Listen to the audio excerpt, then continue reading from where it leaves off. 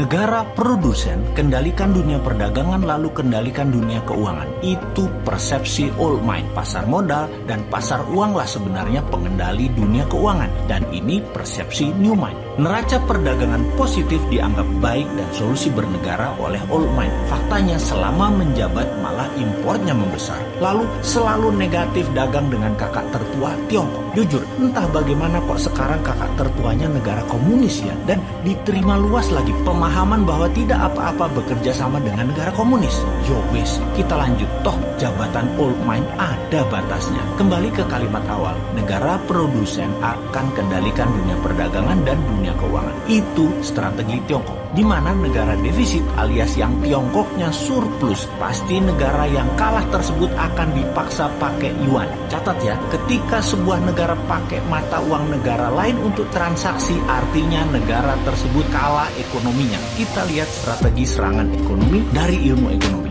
Money 1.0 adalah uang hanya sebagai alat bayar pelancar transaksi. Kemudian uang menjadi alat modal yang disebut money 2.0. Kemudian uang menjadi alat kendali ekonomi disebut money 3.0.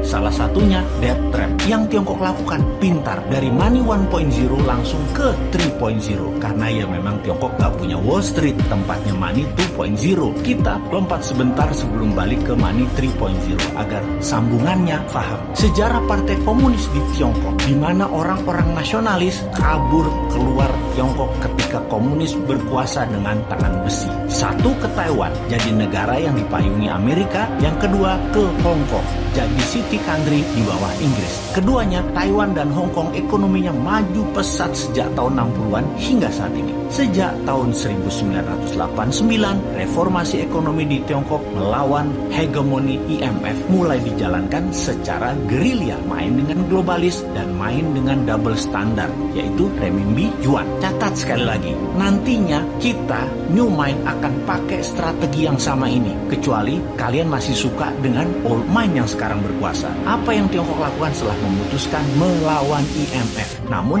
di permukaan pura-pura taat pada Amerika. Ini terjadi di zaman Deng Xiaoping awal mulanya. Mereka jadi negara produsen buruh murah. Maklun mengerjakan sebagai tukang jahit apa saja yang disuruh globalis. Lalu perlahan menggeser dari maklun tukang jahit menjadi negara produsen. Maklun ini adalah strategi agar terjadi pembiasaan. Ketika awal menjadi negara produsen, Tiongkok mengizinkan pemalsuan atau kopi atau tiru merek-merek ternama dunia untuk beredar di dalam negerinya. Semakin mahir, maka mulai negara membiayai sektor hulu produsen, pabrik-pabrik dengan uang renminbi yang uang tersebut tidak boleh beredar di luar negeri, hanya boleh beredar di Tiongkok. Inilah awal tahun 90-an mereka lakukan ini semua secara masif, secara gila-gilaan. Apa saja dibangun. Dan setelah menjadi pengendali produksi, mulai ekspansi di tahun 2013 dengan strategi BRI, yaitu Belt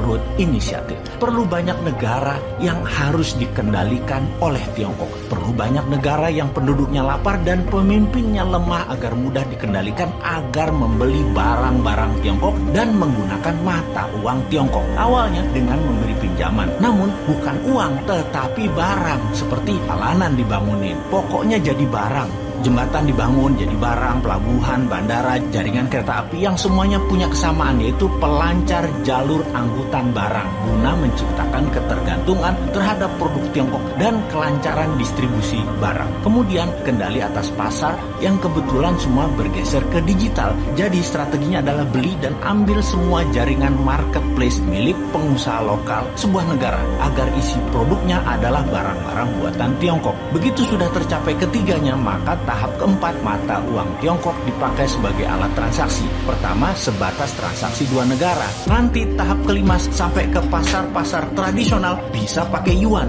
Ingat, ketika keluar negeri, yuan yang disebut. Itu membedakan asal uang itu. Walau kalau ditanya di Tiongkok, bagi mereka sama itu yuan atau renminbi. Namun kita pahamlah, kita kan ngerti bernegara, ngerti bagaimana Tiongkok bermain, dan ngerti cara memainkannya. Sayang aja masih sedikit yang percaya dan masih banyak yang tidak peduli. Wajar kalau masyarakat tidak tahu, namun pejabat yang tidak peduli dan tidak tahu juga banyak banget. Apalagi yang mau menari jadi presiden di 2024. Rasanya nggak ada yang paham beginian.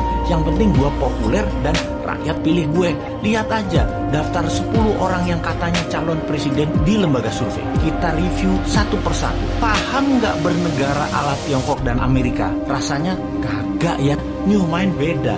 Kita paham dan strateginya bukan ikuti keduanya, namun punya strategi sendiri untuk main 3 kaki awalnya dan menyalip di tikungan di tahun 2030 menjadi 3 besar dunia dan di 2045 menjadi negara superpower. Kalau hanya naik 7% setahun dan faktanya 5% pertumbuhan ekonominya, mimpi jadikan Indonesia negara superpower. Buktinya sekarang aja pakai yuan dagangnya, harusnya pakai rupiah. Bos, itu artinya kalian old mind geblek bernegaranya.